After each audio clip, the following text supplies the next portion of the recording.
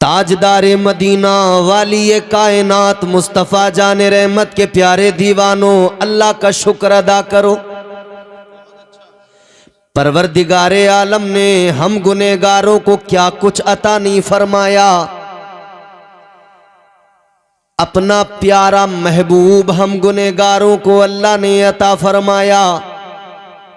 प्यारा मजहब इस्लाम अल्लाह ने हमें अता फरमाया।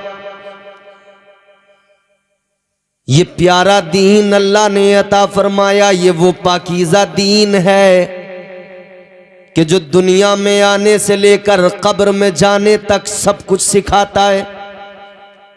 ये वो प्यारा दीन है जो आखिरत के मामलात भी दुनिया में समझा के बता के अपने मानने वालों को आगाह फरमाता है कि तुम्हें जिंदगी कैसे गुजारनी है, दुनिया में कैसे जीना है, दुनिया को कैसे बेहतर बनाना है, आखिरत को कैसे बेहतर बनाना है। ये वाहिद मजहब मुहज्जब इस्लाम है। अब मेरे एक एक लफ्ज को आप गौर से सुने। बच्चा दुनिया में आया, पैदा हुआ, जिसके यहां भी आया वो किसी मौलवी साहब के पास गए, किसी इमाम साहब के पास गए, हाफिज साहब के पास गए, कहे कि चलिए हजरत जरा, किस लिए? कब बच्चा पैदा हुआ है, हमें अल्लाह ने खुशी का दिन नसीब किया है। दुनिया में आने वाला दुनिया में आया। आपने इमाम साहब को बुलाया, मौलवी साहब को बुलाया, हाफिज साहब को बुलाया। कहने लगे हजरत आइए, अल्लाह ताला ने औलाद से नवाजा है। कहा क्या करना है? तो आपने कहा हजरत आकर कानों में पहले अजान पढ़ दीजिए। बच्चे के कान में अजान, इस्लाम की तालीम यहीं से शुरू हो गई। ताजदारे मदीना वाली कायनात मुस्तफ़ा जाने रहमत के प्यारे दीवानों, गौर करो। अभी दुनिया में आया है, दुनिया में अल्लाह ने अभी एक बच्चे को भेजा है, अभी उसने आंखें खोली हैं, लेकिन सबसे पहले उसके कान में अजान पढ़कर उसे मिजाज दिया गया, उसे फिक्र दी गई, बताया गया ऐ दुनिया में आने वाले, तुझे तेरे बारे में बाद में बताया जाएगा। ऐ दुनिया में आने वाले, तुझे तेरी शनाख्त बाद में कराई जाएगी। ऐ दुनिया में आने वाले, तुझे तेरी पहचान बाद में कराई जाएगी।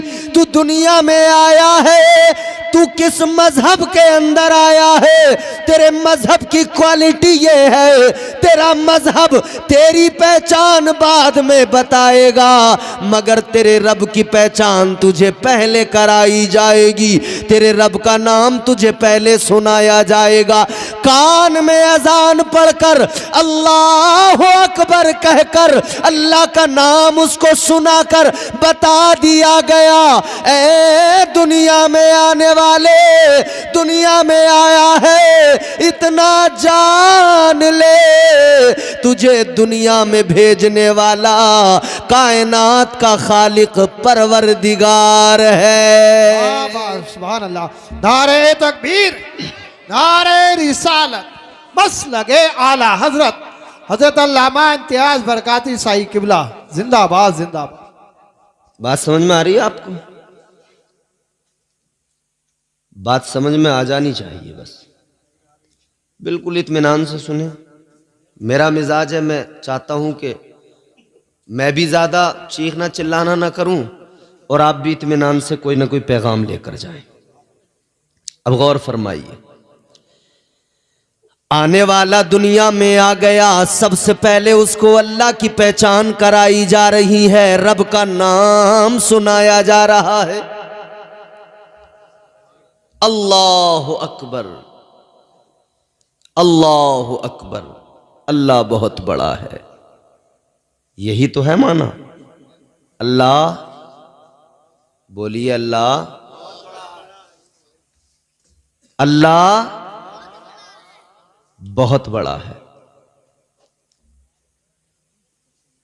दुनिया में कई लोग ऐसे भी आए, दौलत के ज़ोम में, ताकत के ज़ोम में, इख्तिदार के ज़ोम में उन्होंने कहा हम बड़े।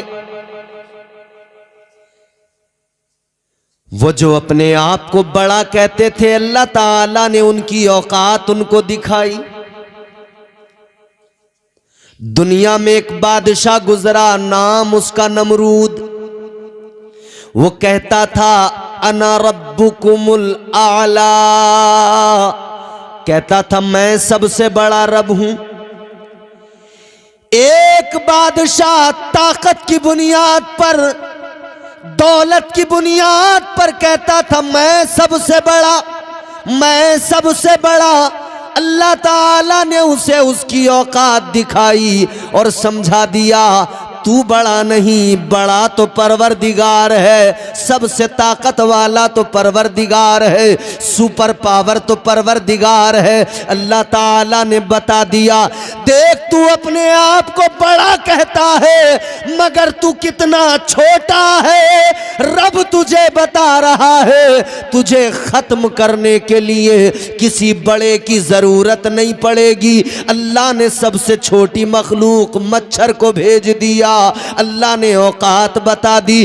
अपने आप को बड़ा कहने वाले, जब तू अल्लाह की बनाई मखलूक में एक छोटे से मच्छर का मुकाबला नहीं कर सकता तो तेरी औकात नहीं है कि तू कायनात के मालिक परवरदिगार का, अल्लाह का मुकाबला कर सके।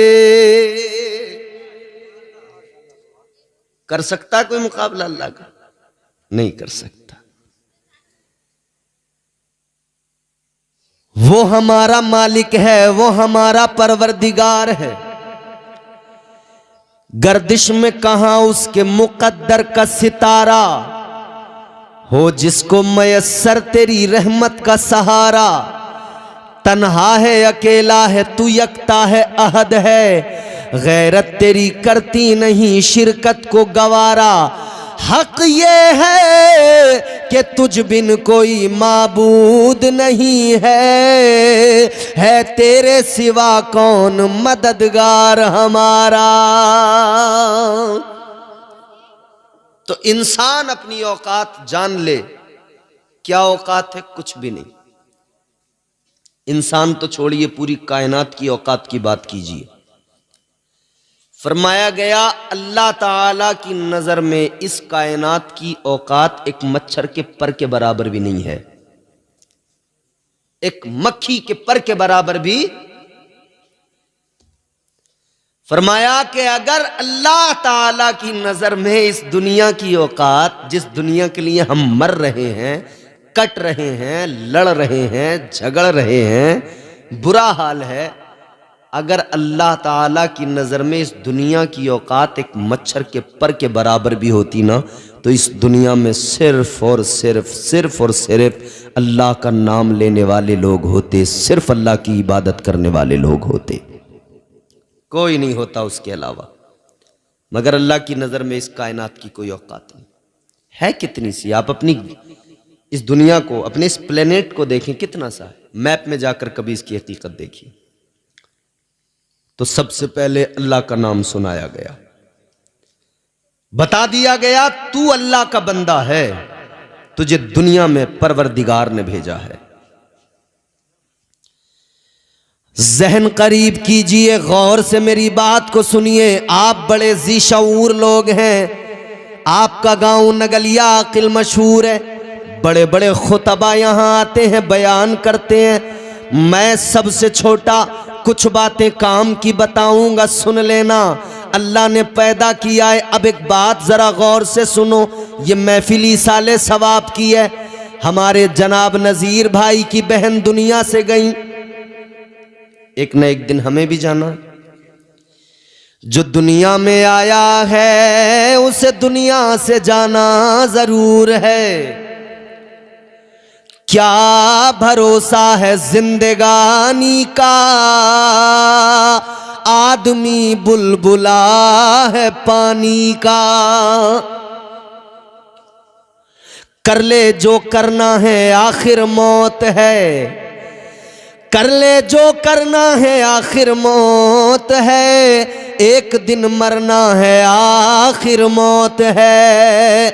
ए दुनिया में आने वाले तू दुनिया में आ गया, तेरे कान में अजान तो हो गई, मगर याद रखना मिजाज ये भी दिया जा रहा है, अजान होने के बाद में फिर जमात होती है, और जमात और अजान के दरमियान एक थोड़ा सा वक्फा होता है। वो 15 मिनट 20 मिनट का भी हो सकता है, वो आधा घंटे का भी हो सकता है। मिजाज दिया गया ए दुनिया में आने वाले, अजान के बाद में जिस तरह नमाज के लिए वक्फा होता है, इसी तरह तेरे कान में अजान से लेकर तेरी जमात तक एक थोड़ा सा वक्फा है, उसी का नाम जिंदगी है, उसी का नाम जिंदगी है। इस वक्फे के अंदर जो तुझे करना है कर ले, अजान हो गई मगर तैयार रहना, जमात का वक्त करीब है, वो वक्त दूर नहीं। तू मैयत की शक्ल में एक चारपाई एक मसहरी पे लेटा होगा, तेरे मैयत को आगे रखकर लोग जमात कायम करेंगे, नमाज़े जनाजा पढ़ेंगे। ये वक्फा है छोटा सा। अच्छा, जब अजान हो जाती है जनाब और जमात तक का जो वक्त रहता है, आपने सुन्नत पढ़ ली, मान लीजिए आप जोहर की नमाज में गए, फजर की नमाज में गए, फजर में पहुंचे, आपने पहले 2 सुन्नत पढ़ ली। अब 15 मिनट का 20 मिनट का जो वक्फा था, आप उस वक्फे में क्या करते हैं? मस्जिद में बैठकर आप उस वक्फे में क्रिकेट खेलते हैं, वॉलीबॉल खेलते हैं, फुटबॉल खेलते हैं, बैडमिंटन खेलते हैं, क्या करते हैं उतनी देर में? कोई तस्बीह पढ़ने में लगा है, कोई अल्लाह का जिक्र करने में लगा है, कोई कुरान की तिलावत करने में लगा है। अरे कितने बड़े नादान हैं हम, हर रोज मस्जिद में जाकर सबक सीखते हैं कि अजान से लेकर जमात तक जो काम है वो जिक्र व अस्कार का, तिलावत का काम है। मस्जिद में बराबर करते हैं, मगर जिंदगी की अजान से लेकर जिंदगी की जमात जो मौत के साथ होगी, इस वक्फे के अंदर हम जिक्र व अस्कार भूल कर खेल तमाशे नाच गानों में लग जाते हैं। कितनी अजीब बात है। फजर में मस्जिद में जा रहे हैं, तब हमें मालूम है कि अजान से जमात तक करना क्या है, मगर जिंदगी की पहली अजान से और मौत के साथ होने वाली जमात तक इस वक्फे में भी हमें जिक्र ही करना था, इबादतें ही करनी थी, अल्लाह को राजी ही करना था, मगर हमने वो नहीं किया। हम तो खेल तमाशों में लग गए। अलग अलग तरीकों से आदमी अपना दिल बहलाना चाहता है। कोई मोबाइल में अपना घंटों का वक्त बर्बाद करके अपना दिल बहलाना चाहता है और बहलाने की कोशिश कर रहा है। कोई क्रिकेट खेल के अपना दिल बहलाना चाहता है, कोई क्रिकेट में दिल बहला रहा है, कोई लूडो खेल कर अपना दिल बहलाने की कोशिश कर रहा है, कोई बैडमिंटन खेल कर अपना दिल बहलाने की कोशिश कर रहा है, कोई गिल्ली टोल खेल कर अपना दिल बहलाने की कोशिश कर रहा है। दिल बहलाने की कोशिशों में लोग इतना आगे बढ़े कि लोग दिल बहलाने के लिए शराबें पीने लगे, दिल बहलाने के लिए अय्याशियां करने लगे, दिल बहलाने के लिए बदमाशियां करने लगे, दिल बहलाने के लिए चोरियां करने लगे, दिल बहलाने के लिए बदकारियां करने लगे। याद रखो मेरे अजीजों, बदकारियां करके दिल बहलाने की कोशिश ना करो, शराबें पीकर दिल बहलाने की कोशिश ना करो।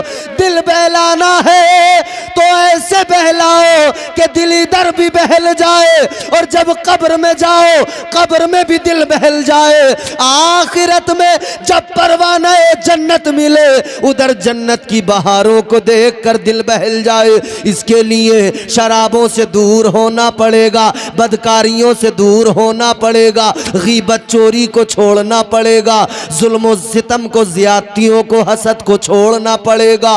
दिल बहलाना है तो अल्लाह का जिक्र करो, दिल बहल जाएगा। दिल बहलाना है तो कुरान की तिलावत करो, अल्लाह की कसम दिल बहल जाएगा।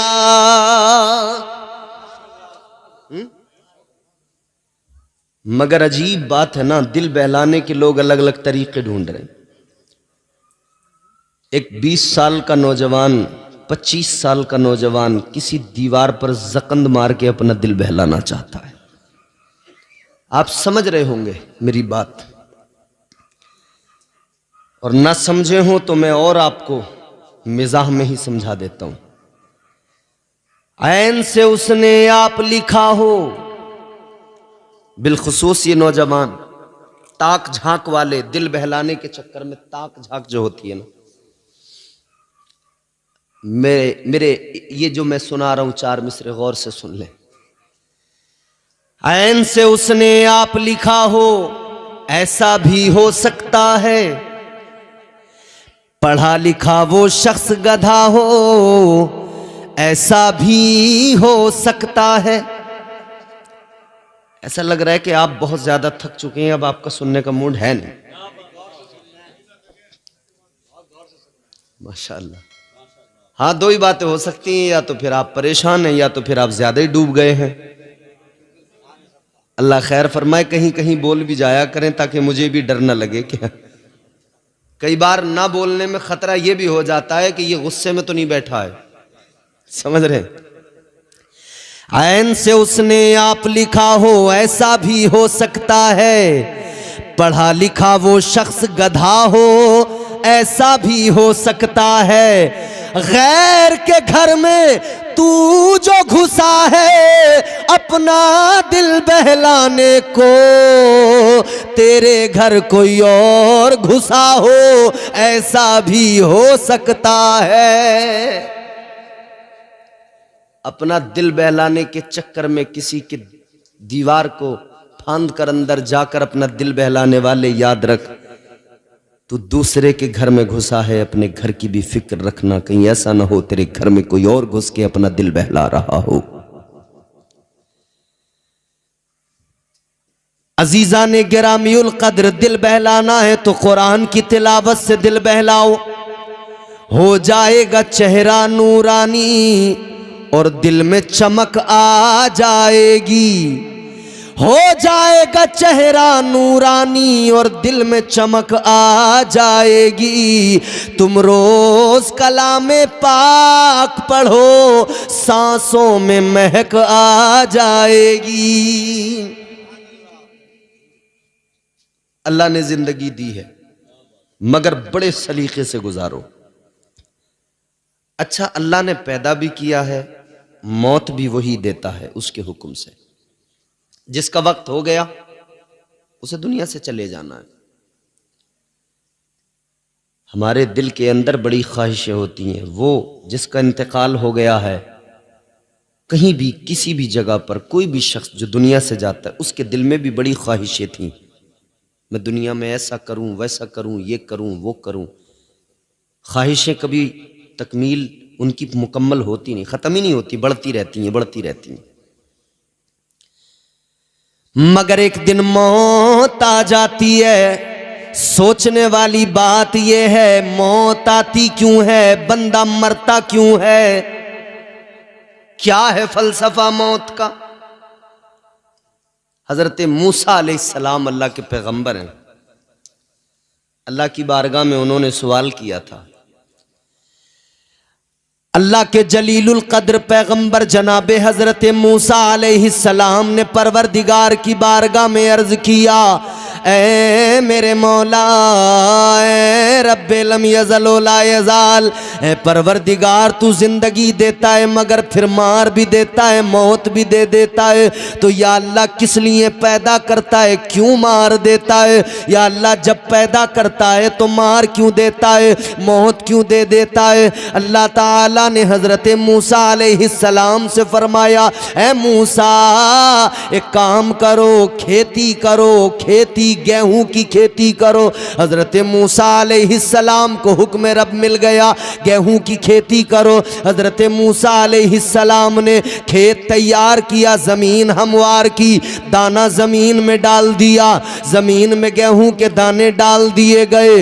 अब उसका ख्याल रख रहे हैं, उस दाने से एक छोटा सा पौधा निकल के आया, वो पौधा धीरे धीरे बड़ा होने लगा। हजरत मूसा अलैहिस्सलाम पानी भी देते हैं, ख्याल भी रखते हैं, वो पौधा धीरे धीरे बड़ा हुआ, लहलहाने लगा, फिर वो हवाओं की सरगम पे नाचने लगा, और बड़ा हुआ, अपने शबाब को पहुंच गया, और बड़ा हुआ, उस पर बालियां आ गईं, और बड़े हुए वो पौधे। उन बालियों में फिर क्या हुआ, अल्लाह ने दाना डाल दिया, बालियों के अंदर दाना, एक दाने में एक दरख्त निकला, एक पौधा निकला, लेकिन उस पर अल्लाह ने कई बालियां लगाई, एक एक बाली के अंदर कई कई दाने आए। अजीजाने गिरामियुल कद्र गौर से सुनो मेरी बात, बालियों में दाने आ गए, फसल बिल्कुल तैयार हो गई, फसल बिल्कुल पक गई। हजरत मूसा अलैहिस्सलाम ने अब फसल को काट लिया, गेहूं काट लिए, काटने के बाद में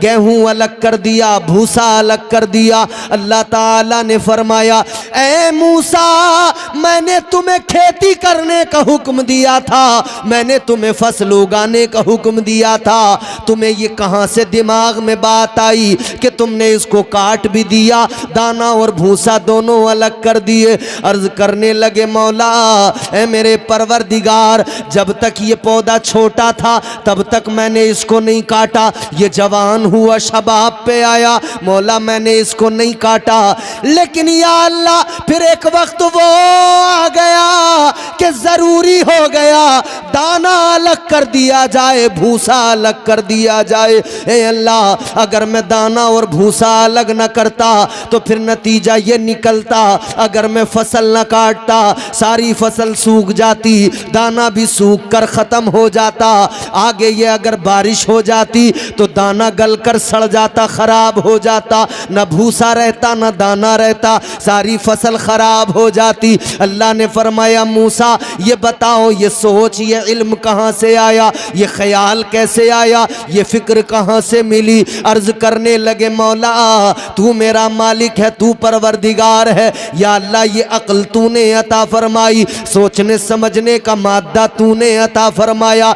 ऐ परवरदिगार ये समझ तूने अता की, ये फहम फरासत तूने अता की। अल्लाह ने फरमाया, ऐ मूसा मेरी अता करदा फहम फरासत की बुनियाद पर तुम इतना जान गए कि जब वक्त आए तो दाना और भूसा अलग कर देना चाहिए, तो मैं तो तुम्हारा रब हूँ, मैं तो कायनात का खालिक हूँ, मैं तो सबसे बड़ी ताकत हूँ, मैं तो सुपर पावर हूँ। ऐ मूसा तो फिर मैं भी तो जानता हूँ कि कब जिस्म के भूसे को, रूह के दाने को अलग करना है, वक्त आता है मूसा, मैं जिनको दुनिया में भेजता हूँ वो अपने शबाब को पहुँचते हैं, लेकिन मूसा फिर वक्त आता है मैं जिस्म को रूह से अलग कर देता हूँ।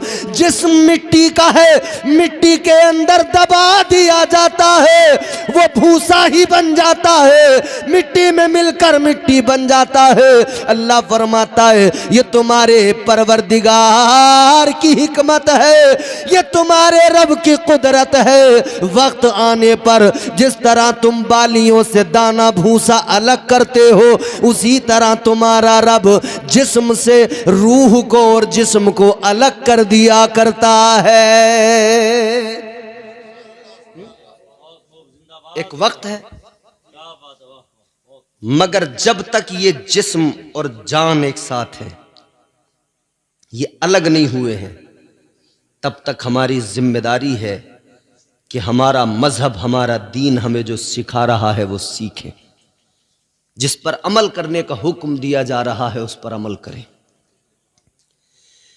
मुख्तसर है जिंदगी करीने से गुजारो, जिंदगी इतने करीने से गुजारी जाए, जिंदगी इतने सलीके से गुजारी जाए। भाई मुख्तसर सी जिंदगी है, बहुत होशियार रहना है। जिंदगी इतने सलीके से गुजारी जाए, जैसे चादर कोई कांटों से उतारी जाए। मुख्तसर सी जिंदगी है, सलीके से गुजारो। हजरत मूसा अलैहिस्सलाम जलीलुल कद्र पैगंबर हैं। जिंदगी में मगन रहने वाले लोगों को सबक हासिल करना चाहिए। एक दिन मरना है, और ये मरना इतना आसान नहीं होता। ऐसा नहीं है कि साहब 1 मिनट में बस काम खत्म हो जाएगा, मर जाएंगे। हमारे यहां हम बोलते हैं ऐसा कि साहब अभी सांसें चल रही थी, बस पानी हमने जरा सा मुंह में डाला है, एक बार तो 1 चम्मच पानी पी लिया, दोबारा डाला तो पानी न पी सके, इंतकाल हो गया। होता है ना? यानी इंसान देखो ना यार, कितना इतराता है, कितना अकड़ता है, जबकि ये जानता है एक दिन अंजाम यही होगा कि अपने हाथ से पानी भी नहीं पी सकूंगा। एक दिन अंजाम ये होगा कि आज जिस जवानी पे मैं नाश करता हूं, इतराता हूं, एक दिन वो होगा अपने पैरों पे सलीके से चल भी नहीं पाऊंगा। फिर मुझे सहारा दे दे कर लोग चलाएंगे, फिर मुझे सहारों की जरूरत पड़ेगी। इतना सब जानकर भी आदमी कितना बड़ा अनजान है। अक्ल है, सोच समझ फिक्र अल्लाह ने समझ दी है, अक्ल दी है, समझने का मादा अता किया है। मगर वो किसी बुजुर्ग ने, किसी अल्लाह वाले ने कहा ना, इंसान अगर अल्लाह की दी हुई अक्ल का सही इस्तेमाल कर ले तो इससे बड़ा दानिश्वर कोई नहीं, और अगर ये बददिमाग बन बैठे तो फिर इससे बड़ा बेवकूफ भी कोई नहीं।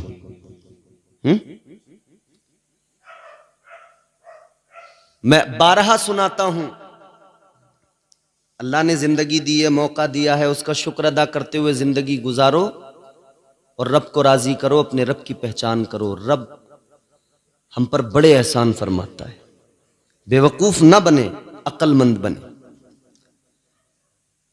अल्लाह बड़ा प्यार करता है। कितना फरमाया गया, अल्लाह ताला अपने बंदों से 70 माओं से ज्यादा मोहब्बत फरमाता है। कितनी? ए बेटा,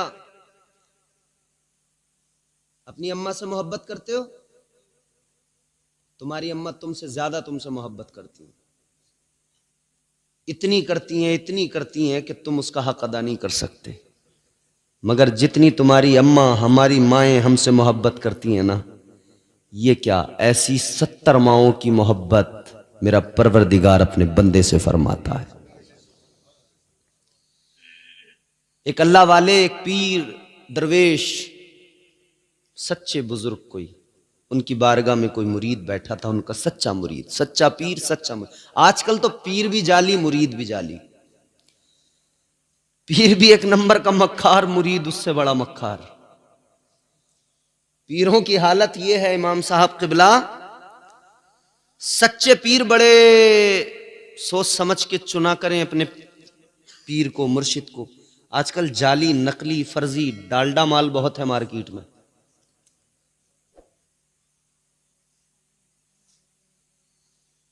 ऐसे ऐसे पीर मिलेंगे कि दिन भर अपना तमाम अच्छा हट्टा कट्टा मोटा ताजा होगा, चलता फिरता रहेगा, खाता पीता रहेगा, और नमाज की बात आएगी तो नमाज एक वक्त की नहीं पड़ेगा। ऐसे पीर जो होते हैं ना, उनकी पीरी पे पैर रखने की जरूरत है। एक पीर मुझे मिला था, बड़ा मोटा ताजा था। जिसने बुलाया था वो हम इमामत करते थे, तो उसने कहा इमाम साहब आपकी भी दावत है हजरत। हम चले गए, मैंने कहा भाई कोई पीर साहब आए हैं। हमने जाके पीर साहब से दुआ सलाम की। पीर मोटा ताजा, बेहतरीन, हट्टा कट्टा, फरबा। मुरीद ने बकरा बनाया, और पीर बकरे को ऐसा खा रहा था जैसा बकरा घास को खाता है, समझ रहे हो। पीर ने मियां बकरा उधेड़ दिया, खा पी के बढ़िया बिल्कुल बेहतरीन खा पी के जरा सा टहला, और जब जोहर की अजान हुई ना, जैसी ही अजान अल्लाह अकबर,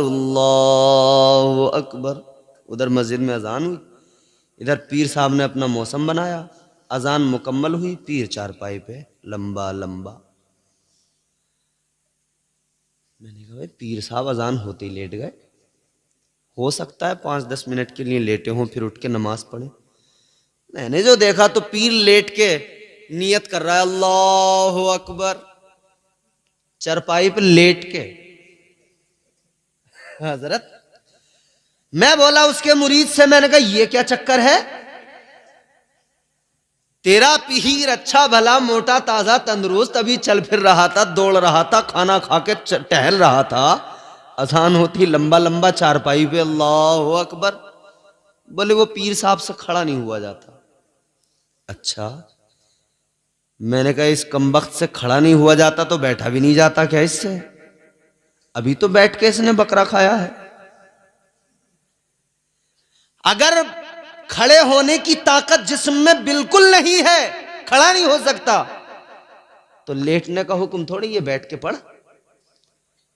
मैंने कहा अभी तो ये टहल रहा था खा के, इसकी टांगें बराबर काम कर रही थी, और मैं कह रहा हूं अगर इसके घोड़े बिल्कुल फेल हो गए, टांगें अगर बिल्कुल खराब हो ही गई, बैठ के तो पढ़ सकता था, बैठ के भी नहीं पढ़ी, लंबा हो गया चारपाई पे। पता लग गया फर्जी है। ऐसे फर्जी बहुत मिलेंगे, खुद को बचाना। जो रोटी यहां खाएंगे, मुर्गे की टांगें यहां खाएंगे, और कहेंगे नमाज तो हम काबे में जाके पढ़ते हैं, नमाज तो हम मक्का शरीफ मस्जिद हराम में पढ़ते हैं। बस जैसे ही इतना कहे ना काबे में पढ़ते हैं, बस कह देना कि भाई जब तू नमाज काबे में पढ़ सकता है, नमाज तू अरब में जाके मक्का शरीफ में पढ़ सकता है, तो भाई तुझे यहां से अच्छे खाने के होटल वहीं मिलेंगे, यहां से अच्छे इंतजाम वहीं मिलेंगे। हमने तो हाजियों से सुना है, उम्रा पे जाने वालों से सुना है, वहाँ कोई भी चला जाए भूखा कभी नहीं मर सकता है। मक्का और मदीना में कभी कोई भूखा नहीं मर सकता है। तो वहाँ बहुत कुछ मिलता है भाई। जब नमाज वहाँ पढ़ता है तो आते टाइम खाना भी खा के आया कर। जब नमाज वहाँ पढ़ता है तो खाना खाने इधर क्यों आता है? तो याद रखें, पीर सच्चा मिलना इस दौर में, पीर सच्चा तलाश करें। पीर सच्चा मिलना इतना आसान नहीं होता। बहरहाल सच्चा पीर था, सच्चा मुरीद था। मुरीद ने कहा, वो पीर ने मुरीद से एक सवाल किया। अल्लाह वाले ने फरमाया एक सवाल है। जी हुजूर क्या है?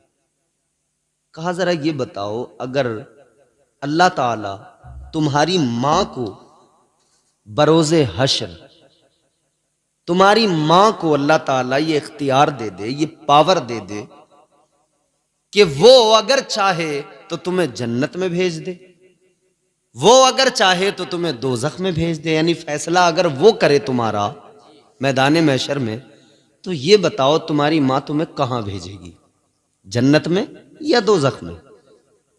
सवाल। अब ये सवाल अगर मैं आपसे करूं कि अगर कयामत मैदान महशर में अल्लाह ताला माओं को इख्तियार दे कि वो चाहे तो दोज़ख में भेज दे, वो चाहे तो जन्नत में, तो दिल पे हाथ रख के बताना मां कहां भेजेगी? जोर से, जरा जोर से बताएं। जिन्हें जन्नत में जाना है वो शर्माए नहीं। जन्नत में भेजेगी, ये हमारे दिल ने कहा, ये हमारे दिल ने कहा, हमारे यकीन ने कहा, हमारे मां के साथ जो हमारा रिश्ता है ममता का, उस रिश्ते ने कहा। अब गौर करें, अल्लाह वाले ने मुरीद से कहा अगर मैदान महशर में अल्लाह तुम्हारी माँ को इख्तियार दे कि वो चाहे तो जन्नत में भेज दे, वो चाहे तो दोज़ख में भेज दे, बताओ तुम्हारी माँ तुम्हारे लिए क्या फैसला करेगी? तुम्हारी माँ तुम्हें कहाँ भेजेगी? इतना सुना तो मुरीद ने कहा, ए अल्लाह वाले, माँ तो माँ होती है, माँ की ममता के समंदर की गहराई इतनी है कि उसे नापा नहीं जा सकता। माँ के प्यार को, माँ की मोहब्बत को तोला नहीं जा सकता। कहने लगे, ए अल्लाह वाले, ए मेरे पीर, ए मेरे मुर्शिद, माँ बड़ा प्यार करती है औलाद से, माँ अपने बच्चों से बड़ी मोहब्बत किया करती है। कहने लगे, माँ तो माँ है, अगर माँ को अल्लाह ने इख्तियार दिया, यकीनन माँ हर हाल में जन्नत में दाखिल करेगी। कहने लगे, माँ यकीनन जन्नत का फैसला करेगी। इतना सुना तो पीर मुस्कुराने लगे, हंसी आ गई। फिर जरा देखा तो गमगीन हो गए, आंखों में आंसू भी आ गए। मुरीद ने कहा, हुजूर मामला क्या है? अभी पहले आप मुस्कुराए, अब आपकी आंखों में आंसू आ गए, अब आपकी आंखें अश्कबार हो गई। मेरी तरफ देखकर ये जुमला गौर से सुन लेना।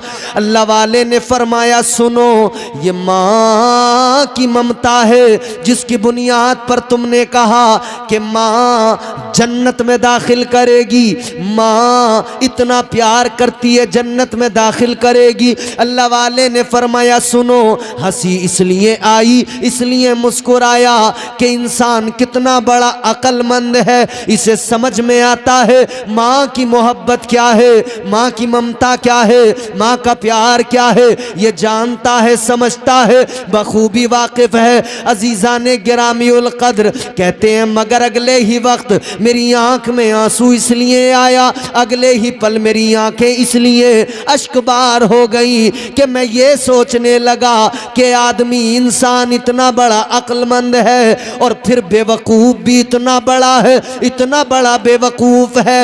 एक माँ की ममता को, एक माँ के प्यार को समझता है, एक माँ की ममता इसे समझ में आती है, एक माँ का प्यार समझ में आता है। ये कहता है माँ जन्नत में दाखिल करेगी, मगर बेवकूफ़ इतना बड़ा एक माँ की ममता को समझता है और जो रब 70 माँओं से ज्यादा प्यार करता है, उस परवरदिगार की मोहब्बत को नहीं समझता। नारे तकबीर, नारे रिसालत, मसलके आला हज़रत, उलमाए सुन्नत, इश्क मोहब्बत, प्यार मोहब्बत, प्यार मोहब्बत। हज़रत अल्लाह एक माँ की मोहब्बत को बंदा समझ रहा है, उस पर एतमाद है, भरोसा है कि मेरी माँ मुझे जन्नत में भेजेगी। और जो रब 70 माँओं से ज़्यादा प्यार करता है, उसकी मोहब्बत पे एतमाद क्यों नहीं, उसकी मोहब्बत पे भरोसा क्यों नहीं कि मेरा रब मुझे जन्नत में दाखिल करेगा। याद रखना अजीजो, अल्लाह ताला ने कुरान मजीद में ऐलान फरमा दिया, मा यफ़अलुल्लाहु बिअज़ाबिकुम लइन शकरतुम व आमनतुम व कानल्लाहु शाकिरन अलीमा। अल्लाह का कुरान कहता है, ए बंदो, अल्लाह ताला तो तुम्हें जन्नत में दाखिल करना चाहता है, अल्लाह तो तुम्हें अजाब से बचाना चाहता है। अल्लाह ताला तो चाहता ही नहीं, रब की मशीयत गवारा ही नहीं करती कि तुम पर अजाब किया जाए, तुम्हें अजाब में मुब्तला किया जाए। तो फिर ये अजाब जो तुम्हें होगा या जिसको तुम बुला रहे हो, ये तुम्हारा अपना मामला है, ये तुम खुद अपने लिए मुसीबतें जमा कर रहे हो। अल्लाह का कुरान कहता है, वमा असाबकुम मिन मुसीबतिन फबिमा कसबत अयदीकुम वयअफू अन कसीर। अल्लाह ताला का कुरान कहता है ये जो तुम पर मुसीबतें आती है ये वो हैं जो तुमने अपने हाथों से कमाया है। तुम खुद अपने लिए मुसीबतें तैयार करते हो, तुम खुद अपने लिए मुसीबतें जमा करते हो। अल्लाह ताला की मोहब्बत को समझ लो और जिंदगी करीने से, कायदे से, सलीके से गुजार लो तो अल्लाह की मोहब्बत का ये आलम है। परवरदिगार तो अपने बंदों को जन्नत में दाखिल करना चाहता है, अपने आप को जरा संवारने की जरूरत है। याद रखना दुनिया भी संवर जाएगी, आखिरत भी संवर जाएगी, कब्र भी जन्नत का बाग बन जाएगी।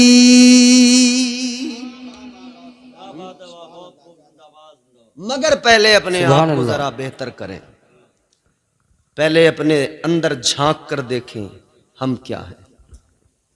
हर इंसान मगरूर है, हर इंसान में अनानियत है।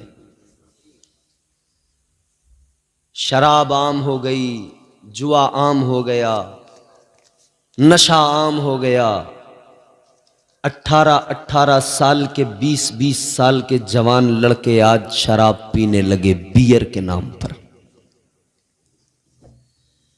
नगलिया आकिल वालों, आपके यहां से भी कितने लोग हैं, कोई पंजाब में रहता है, कोई दिल्ली में रहता है, कोई बिहार में रहता है, कोई उड़ीसा में रहता है, कोई मुंबई में रहता है।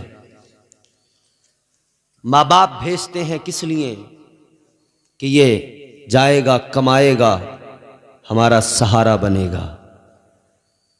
कितने ऐसे जिन्हें बुरी सोहबतों ने तबाह कर दिया, बर्बाद कर दिया। घर से कमाने के लिए गए थे, शराबी बन के लौटे। घर से कमाने के लिए गए थे, शराबी बन के लौटे, जुआरी बन के लौटे, नशेड़ी बन के लौटे। गलत सोहबतों ने बर्बाद कर दिया, तालीम की कमी ने बर्बाद कर दिया, फिक्र बेदार न हो सकी, शऊर बेदार न हो सका, गलत संगतों ने बर्बाद कर दिया। अच्छा, ये दोस्ती का जो चक्कर है ना, ये भी बड़ा खतरनाक है। 25 साल तक ये दोस्त पीछा नहीं छोड़ते, दोस्ती के स्टेटस लग रहे हैं मोबाइलों में, दोस्त के लिए जान दे देंगे, दोस्त अगर आधी रात पुकारे चले जाएंगे। और होता भी है। दोस्त के पास बुलेट है ना, किसी दोस्त के पास अगर बुलेट है दूर दूर भी, तो फिर आने दो कोई शादी अपनी रिश्तेदारी में, दोस्त की बुलेट लेके फिर जाएंगे। देखो, दोस्त की बुलेट है और उड़ना इनका देखो, ये उड़े उड़े फिर रहे हैं। पल्सर मांग के लाए हैं, मगर उड़ना इनका देखो, अपने आप को रामपुर का नवाब समझ रहे हैं। दोस्तों की संगतों ने इतना बर्बाद किया, 25 साल खराब हो गए, न पढ़ सके, न तालीम हासिल कर सके, न कुछ और कर सके। अम्मा अब्बा परेशान।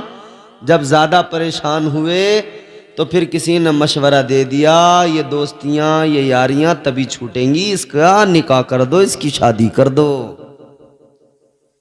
तो अम्मा अब्बा ने कहा चलो भाई इसकी शादी करो। उन्होंने सोचा था शादी कर देंगे तो ये दोस्त यार जो है सब छूट जाएंगे। माँ बाप ने शादी कर दी, दोस्त यार तो छूट गए, मगर मेम साहब जो आई वो बड़ी खतरनाक निकली। उन्होंने आके घर में महाभारत शुरू कर दी। अम्मा अब्बा फिर परेशान। 25 साल तक तो दोस्तों ने परेशान रखा, शादी हो गई तो मेम साहब आ गई, उन्होंने परेशान रखा।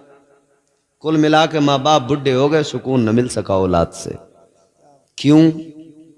माँ बाप की इसमें सबसे बड़ी कमी ये थी कि जब वो बच्चा तेरी आगोश में था, माँ की आगोश में था, तब माँ उसकी तरबियत नहीं कर पाई। जब वो बाप की उंगली पकड़ के चलना सीख रहा था तब बाप उसकी तरबियत नहीं कर पाया। तरबियत ना करने का नतीजा ये निकला कि तुमने एक बेटे की तरबियत नहीं की, उसके सबब तुम्हारी पूरी जिंदगी मुश्किलों भरी हो गई। अपनी बुढ़ापे को अगर बेहतर बनाना है तो औलाद को अच्छा बनाओ, इल्म दीन औलाद को दो, अपने बच्चों को पढ़ाओ, कुरान सिखाओ। वरना याद रखना, ये जब रात को दोस्त आता है फोन करता है कि भाई बाहर चौराहे पे खड़ा हूं आ जा, तुम अगर बिस्तर पे बीमार पड़े हो, ये दवाई देने को तैयार नहीं, 2 घूंट पानी देने को तैयार नहीं, लेकिन ठंड में सुकड़ता हुआ दोस्त की खातिर चौराहे पे जरूर पहुंचेगा।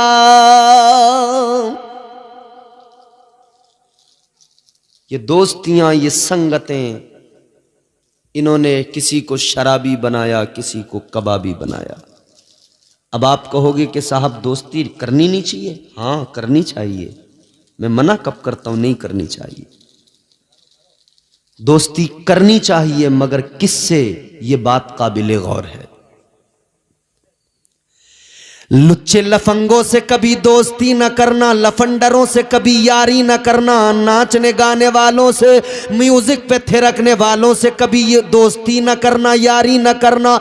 ऐ मेरे प्यारो, अगर तुम्हें दोस्ती करने का शौक है, अगर तुम्हें दोस्ती करने में ज्यादा इंटरेस्ट और लगाव है, तो अपनी मस्जिद के इमाम से दोस्ती कर लो, अपनी बस्ती के हाफिज़े कुरान से दोस्ती कर लो।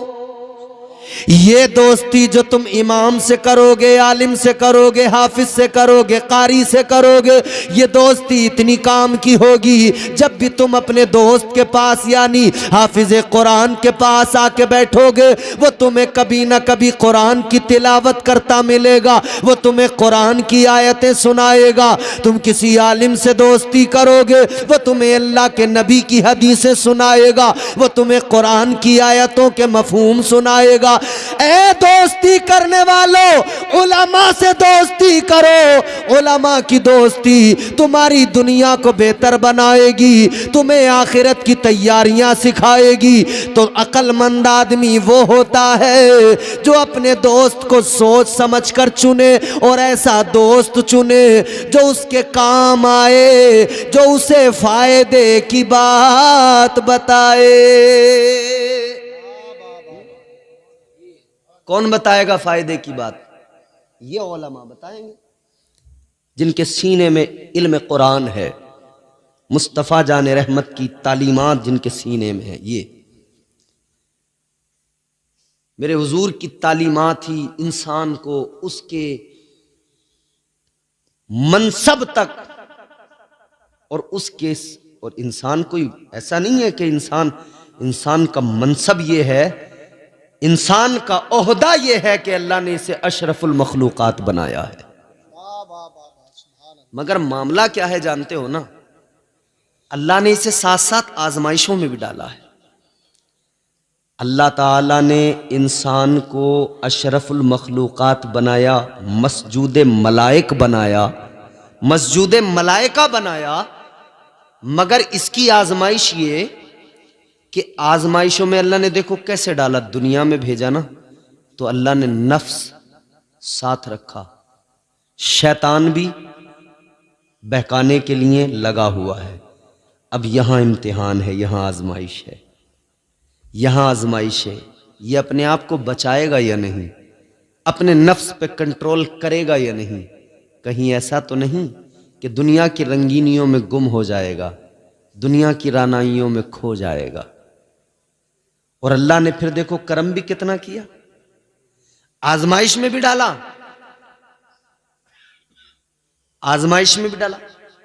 और करम कितना, अल्लाह ताला ने आजमाइश में डाला तो करम भी इतना फरमाया, तौबा का दरवाजा भी खोल दिया।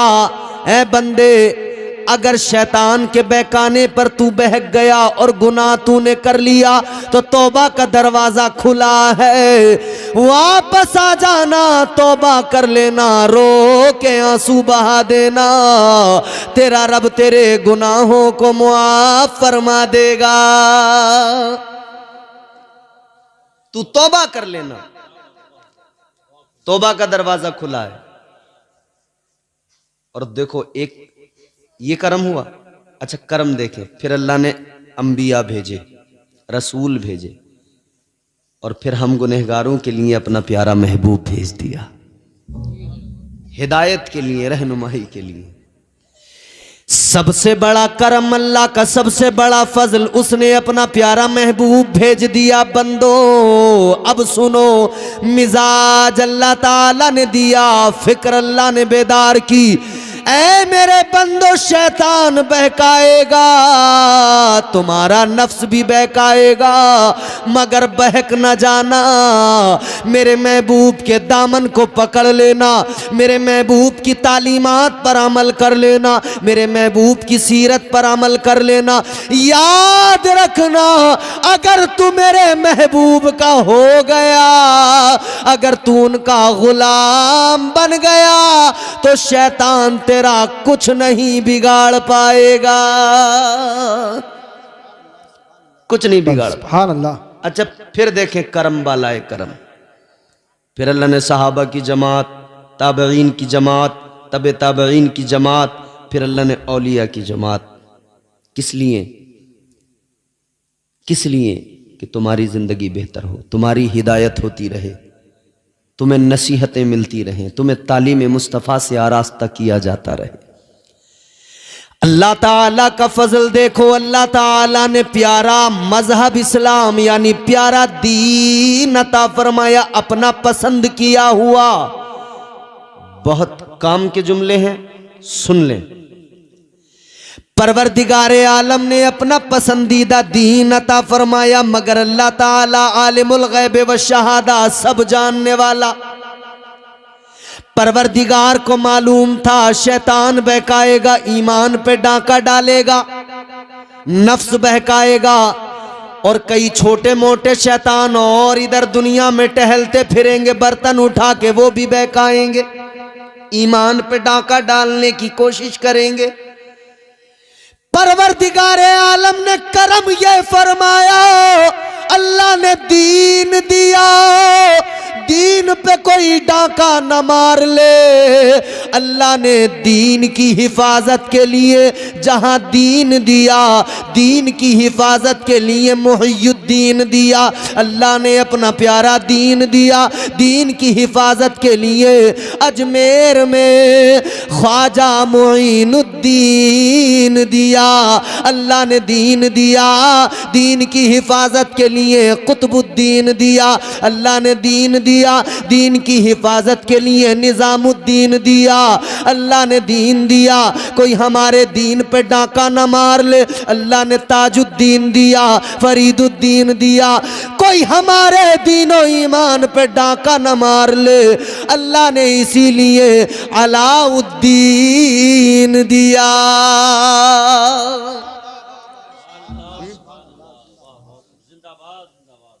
बात खत्म करते हैं। हमारे नज़ीर भाई की एक फरमाइश थी और शायद मैं अब उस मकाम पे पहुंच गया हूं कि उस फरमाइश को पूरा कर सकता हूं इख्तिसार के साथ।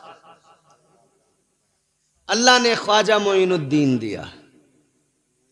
हिंदुस्तानियों अपनी किस्मत पे नाज करो, हिंदुस्तान के भारत के मुसलमानों अपनी किस्मत पे नाज करो। दज्जाली मीडिया बार बार सवाल करता है, वंशज किसके वंशज हैं आप, किसके वंशज हैं आप, किसके वंशज हैं आप? बाबर के वंशज हैं, फलां के वंशज हैं।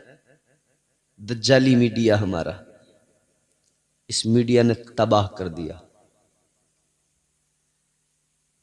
मगर मैं ये कहना चाहता हूं, हमसे ये सवाल न करो हम किसके वंशज हैं, इतना जान लो हम उसकी औलाद हैं जिसे अल्लाह ने जन्नत से भेजा ज़मीन पर, तो उसका पहला कदम हिंदुस्तान की सरजमीन पर रखा गया था।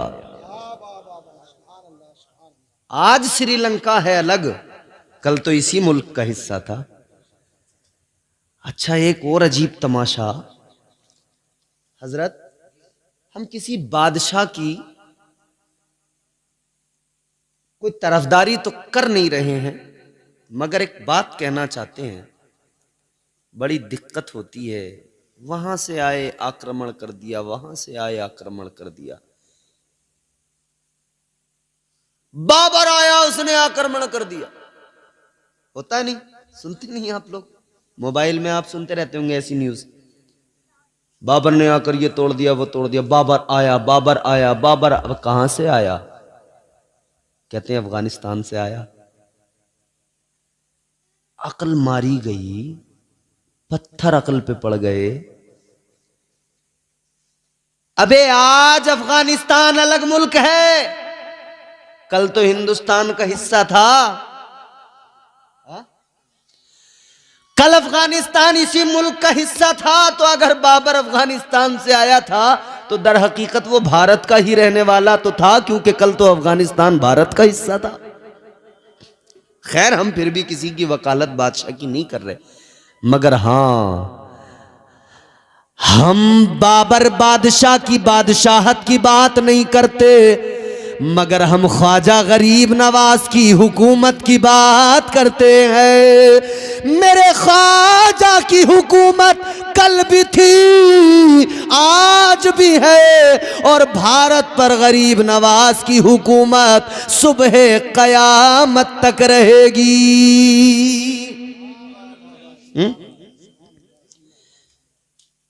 तुम तो आले रसूल हो ख्वाजा, तुम तो आले रसूल हो ख्वाजा,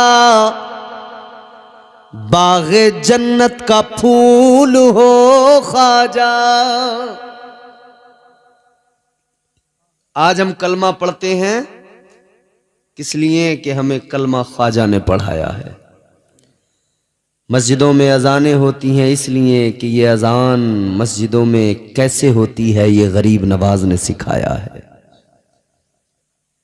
आज ये जो कुरान की तिलावतें घर घर हो रही हैं, मदारिस में हो रही हैं, ये कुरान की तिलावत गरीब नवाज ने सिखाई है, ताजदार अजमेर ने सिखाया है। ये अजमेर के बादशाह का सदका है। हम पे यादें हैं वजीरों में गिने जाते हैं, चिश्तिया दर के फकीरों में गिने जाते हैं। जब से ख्वाजा ने इनायत की नजर डाली है, कांच के टुकड़े थे हीरों में गिने जाते हैं। वो गरीब नवाज के हिंदुस्तान में इस्लाम का परचम लहराया, इस्लाम फैलाया, कलमा लोगों को पढ़ाया, आका का गुलाम बनाया। अल्लाह की कसम, वो गरीब नवाज, वो ताजदारे अजमेर, अल्लाह ने वो शान अता की, वो इज्जत, वो मकाम अता किया कि भेजा मेरे मुस्तफ़ा ने चुनकर, ए मोइनुद्दीन हिंदुस्तान जाओ। भेजने वाले मुस्तफ़ा, आने वाले गरीब नवाज। तो जब आका ने भेजा हो और इस ये कहकर भेजा हो कि जाओ भारत के लोगों को कलमा पढ़ाओ, भारत वालों अपनी किस्मतों पे नाज करो। आका को हम सब की इतनी फिक्र थी कि हुजूर ने हमें जहन्नम से बचाने के लिए अजमेर का राजा बनाकर, भारत का राजा बनाकर गरीब नवाज सरकार को भेज दिया। फिर मेरे गरीब नवाज सरकार ने तबलीग की। क्या अंदाज था तबलीग का? इस्लाम की तालीमात को अहम किया। अंदाज क्या था? आपने देखा यहां जो भी है वो बस अपने हाथों से बनाए हुए पत्थर के सनम, आज वो देखिए भगवान बने बैठे हैं, जिसे देखिए वो मंदिरों के रास्ते पर है, जिसे देखिए वो पूजा कर रहा है। कैसे इनको समझाएं, कैसे बताएं। एक मौका आया और इतना प्यारा आया कि उसने बहुतों को कलमा पढ़ा दिया। उस मौके की वजह से गरीब नवाज, कौन सा मौका आया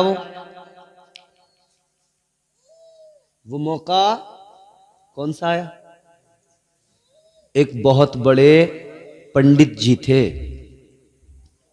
बहुत इज्जत थी, बहुत बड़े पुजारी थे, बड़ा सम्मान करते थे लोग उनका, बड़ा सम्मान था, बड़ी इज्जत थी, बड़ा नाम था, बड़ा रुतबा था, बड़े पुजारी थे। लोग जहां देख लेते थे हाथ बांध के खड़े हो जाते थे, झुक झुक के प्रणाम किया करते थे। लोग जहां देखते थे इज्जत करते थे। और उनको एक बेटी भी थी, और बेटी भी उनकी बड़ी खूबसूरत, और उन्हें अपनी बेटी से बड़ा प्यार। और हर इंसान को अपनी बेटी से मोहब्बत होती है, बाप को बिलखुसूस। ये रोजाना सुबह को लोटा लेते, मंदिर जाते, दूध लेके जाते, मंदिर से आते, आना जाना चलता था। बेटी एक दिन बोली, अब्बा आप जाते हो, एक दिन हम भी जाकर देखें, हम भी चले जाएं। बाप ने कहा जाओ। बेटी ने दूध का लोटा लिया, पहुंच गई। क्या करने? दूध लेकर पहुंची, पता नहीं था कि इसका करना क्या है। ये समझी कि शायद पिलाते होंगे। पहुंच गई मेरे अजीजों मंदिर के अंदर। इसने जो है अपनी पूजा शुरू की, वो दूध का लोटा अपने भगवान के आगे किया, पत्थर की मूर्ति के आगे किया, कहा पी ले, पी ले। मेरा बाबा रोज लेके आता है, आज मैं लेके आई हूं, ले मेरे भगवान पी ले। मगर पत्थर में कैसे हरकत आए, कैसे पिए, ये बड़ी परेशान है। मेरा बाबा आता है तो रोज ये लोटा खाली वापस लेके जाता है। इसे पता नहीं था कि करता क्या है। ये समझती थी पिला के जाता है, इसे पता नहीं था वो चढ़ा के जाता है। अजीजा ने गिरामीउल कद्र गौर फरमाइए। इसने कहा पी ले, एक बार, दो बार, तीन बार कहा। जब कोई हरकत नहीं हुई तो कहने लगी, शायद तुम मुझसे नाराज हो। ए मेरे माबूद, तू मुझसे नाराज है। अगर तू मुझसे नाराज है तो मैं तुझे राजी करके जाऊंगी, दूध पिला के जाऊंगी। नहीं पिएगा तो तेरे चरणों में अपना सर पटक के जान दे दूंगी। इसने अपना सर उस पत्थर की मूर्ति पे, उसके पैरों पे पटकना शुरू किया। इसने सर पत्थर पे मारा, एक बार मारा, दूसरी बार मारा। ये सर पत्थर पे मार रही है लड़की कि इसके सर से खून निकलने लगा। मगर इसने तीसरी बार जो सर पत्थर पे मारा, एक हाथ पत्थर के और इसके सर के दरमियान हाइल हो गया। वो नर्म नाजुक हाथ, वो शफकत वाला हाथ, वो बरकत वाला हाथ दरमियान में हाइल हुआ। इसने सर उठा के देखा, एक बुजुर्ग खड़े हैं, एक दरवेश खड़े हैं, एक फकीर खड़ा है। कहने लगी, ए दरवेश बुजुर्ग, क्यों आपने अपना हाथ रख लिया? मुझे सर पटकने दो। आज या तो दूध पिएगा मेरा माबूद, या मैं अपनी जान दे दूंगी।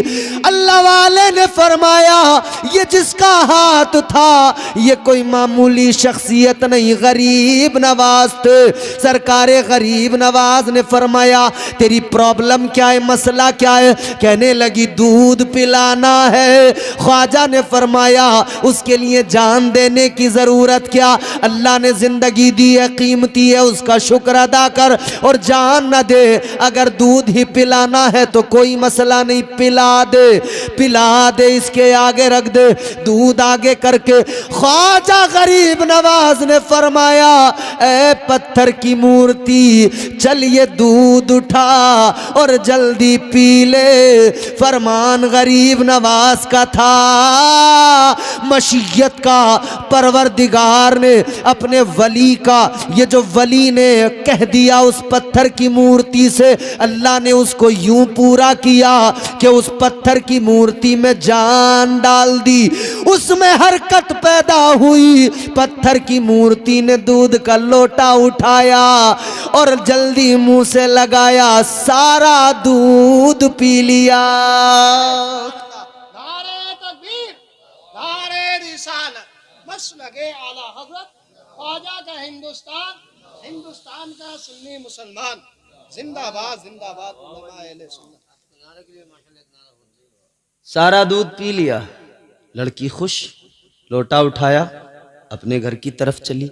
गरीब नवाज भी अपना रास्ता पकड़ के चले, लेकिन सर से खून तो निकल चुका था। रास्ते में लोगों ने देखा सबसे बड़े पुजारी की बेटी सर से खून बह रहा है और जा रही है घर की तरफ, तो फिर कयास लगाने लगे। सोचा कि शायद इसके साथ कुछ बुरा हुआ है। फिर लोगों ने अपने कयास लगाए, शायद इसे किसी ने पकड़ लिया, शायद इसके साथ किसी ने कुछ गलत किया, शायद ये, शायद वो, शायद ये, शायद वो। ये इतना कयास लगाया लोगों ने, 1 से 2, 2 से 4, 4 से 6, ये भीड़ बनती गई। उसके पीछे पीछे उसके दरवाजे तक पहुंच गई। इधर लड़की घर के अंदर पहुंची, उधर ये लोग भी उसके साथ पहुंचे। पुजारी जी को बुलाया, कहा पुजारी जी ज़रा अपनी बेटी से पूछो हुआ क्या है, किसी ने इसके साथ कुछ न कुछ बुरा किया है, ज़रूर इसकी इज्जत पे हाथ किसी ने डाला है। पुजारी जी ने इतना सुना तो जिस्म कांप गया। बाप के लिए ये कितना सख्त मरहला होता है। जिस्म में कपकपी आ गई। बेटी से बोले, बेटी ये जो लोग कह रहे हैं मामला क्या है, क्या तुझ पर किसी ने कोई तेरे साथ ज्यादती की? कहने लगी, नहीं बाबा, मेरे साथ तो किसी ने कोई ज्यादती नहीं की। कहा, फिर ये सर से खून क्यों बह रहा है, ये आखिर माजरा क्या है? इसने फिर किस्सा सुनाया। कहने लगी, बाबा मामला ये है, मैं दूध पिलाने के चक्कर में अपने माबूद को उसके चरणों में अपना सर पटक रही थी, इसलिए खून निकला है। तो कहा फिर मैं दूध पिला कर आई हूँ।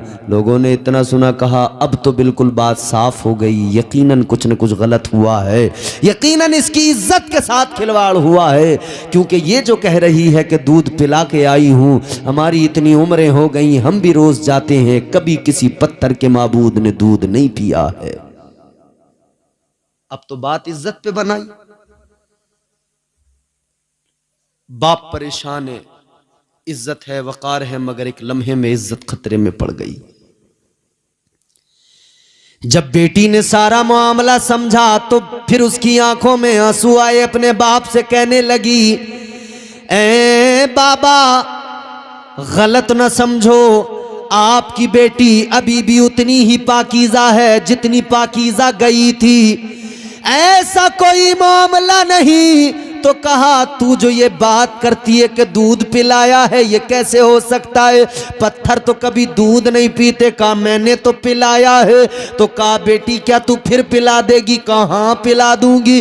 तो लोग सारे कहने लगे, चल जरा हमारे सामने पिला, अगर तूने हमारे सामने पिला दिया तो मान जाएंगे, मान लेंगे।